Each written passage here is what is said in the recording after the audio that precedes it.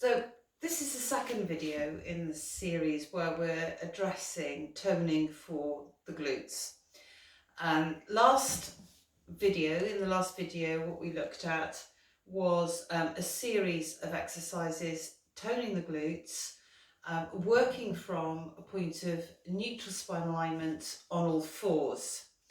And this time we're going to look at neutral spine alignment in the side lying position.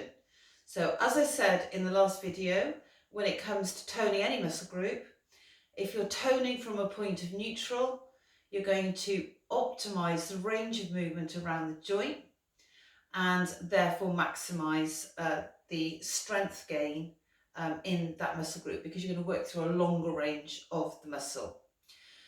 The other thing about doing this from neutral is generally it lends itself very well to a much slower controlled rate. And generally when you drop rate, not always, but most of the time, when you drop the rate, you make the exercise harder and therefore again maximize the strength in the muscle group and therefore the toning effect. So first of all then, we need to achieve neutral alignment, side lying, and essentially it's going to be exactly the same as when we're standing. So we're going to have a line that joins up through the middle of the ear, the shoulder, the hip, the knee and the ankle. And that's where you want to be, but lying on the side. So I'm just going to get into position first and then we can start. So what you want to do is to lie on the side. Very important not to do this or this. Okay, so what you want to do is to be here, or to do this in fact. And you want to support the head so that the neck is in line with the rest of the spine. Don't forget the neck is actually cervical spine, so it's part of the whole spine. And then what you want to do is to straighten the legs so you've got a really straight line, or hopefully you've got a straight line. And that line joining up from the middle of the ear, shoulder, hip, knee and ankle, as I said before. Now try and pull the waist in away from the floor. It doesn't have to leave the floor. You're just pulling the waist away from the floor, from this side up to this side, and then you lift the legs, okay, in the straight position. Now, if you feel a little bit of wobble, you're in neutral, okay? If you don't feel wobble, you're not in that nice alignment. So there should be a bit of wobble there when the legs are straight. Okay. But what I'm going to do today is I'm just going to bend the knees forward, about a 30-degree angle in the hip. Okay, so you've got the alignment here, and then take the top leg to complete the full alignment. But you've got the bottom leg forward and supporting slightly. Okay.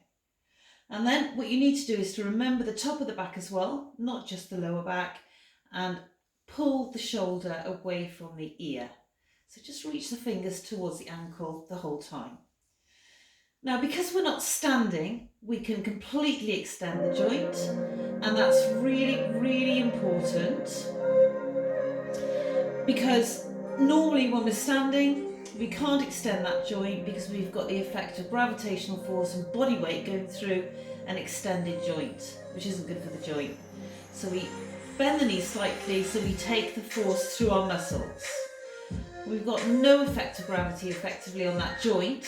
In terms of pressure on that joint or body weight, we can extend and get into vastus medialis above and inside the knee. Okay, so here we go in alignment. Relax the foot. Here we go. We're going to go up. So really extend the leg. Try not to rotate from the hip. And then back to hip height. Now we're only lifting, not that high, because we're not actually rotating the hip. So we've lifted up again here. Okay, and back down. I'm going to do this twice more. But again, it's nice and slow. So lift and hold. Keep breathing. and down.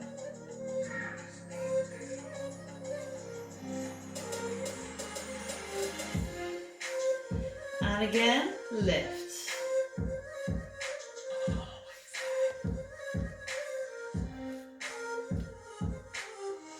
And down. Okay, so this time without taking the back out of that position, so try not to tuck the pelvis under, bring that leg forward in line with the bottom leg.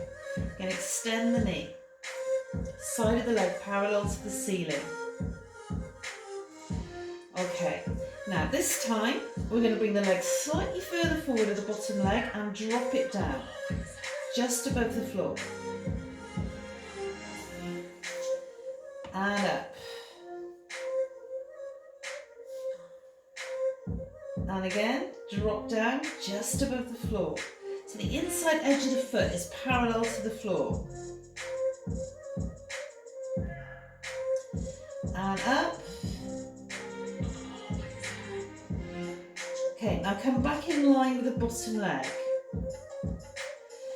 Okay, now this time you've got both legs lined up, and then we're going to take the top leg up and rotate out. Now try not to drop back into the hip.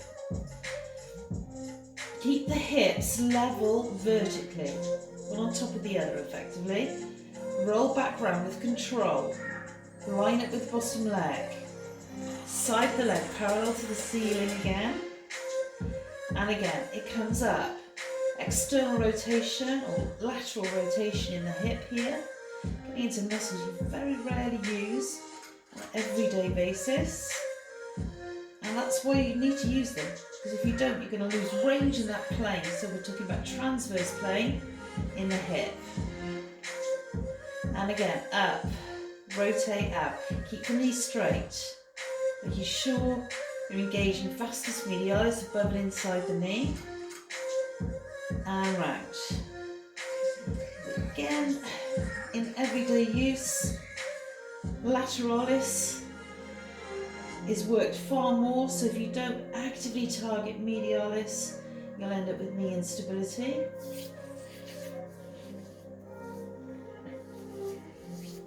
And back round. So we've done 4 of those. So 4 of the straight lifts in line with the body, 2 of the drop downs, 4 of the external rotations, and then we're going to bring both knees forward, right angles in the knees and the hips. So here, keeping the knees lined up vertically, we're going to squeeze the heel in towards the back of the leg, as tight as you can. Keep breathing. And back to parallel, so the shins parallel, yeah? Right angles in the knees and the hips. Try not to tuck the pelvis under, squeeze again. You still should have a teeny little dent in the lower back. And back. So you're back to parallel. And you've got this line from the middle of the ear through the hip. And again, squeeze.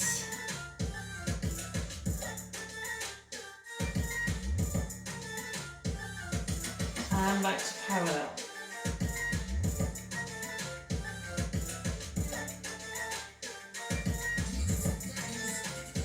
And squeeze. Last round. Keep the knees lined up vertically. Keep putting the waist in away from the direction of the floor. Watch that shoulder doesn't lift up towards the ear. And back to parallel.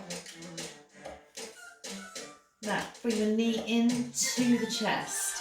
Keep the right angle in the knee here, so you should see along the shin to the foot. Squeeze, release, squeeze, release, squeeze, squeeze, squeeze, squeeze. 2 more, so there's 8 of these. Squeeze and push back. Again, watch your alignment. Now again, last exercise here, keep the knees lined up vertically and then just slightly extend that top knee so you can see about half the foot at the end of the shin. And back. Try not to tuck the pelvis under. And again. And back. Good. And rest. Well done. Now, those are really tough, so what you will need to do is to stretch, okay? So I recommend that after you've done that side, you roll onto the back, and the leg you've just done, cross the ankle above the opposite knee, and the leg with the foot on the floor, you just roll in that direction towards that leg, and then just take the hand to the outside of the knee and just gently pull the inside edge of the knee towards the floor. The opposite shoulder stays facing the ceiling. And not only will this give you a great stretch through the glutes and thigh, part of the glutes, as well as the main glutes themselves, glutes maximus, but it also will give you great transverse plane back mobility. And it's a great sacroiliac stretch if you have a problem in that area. Use your breathing. Inhale. As you exhale, just relax a bit more into it. Okay, and then carefully come back through. Foot back on the floor. Okay, and then hands to the small of the back. Use the hands to push up. And then obviously now, you're just going to do it on the whole thing on the other leg, okay? And don't forget the stretch then at the end. Excellent. Give it a go.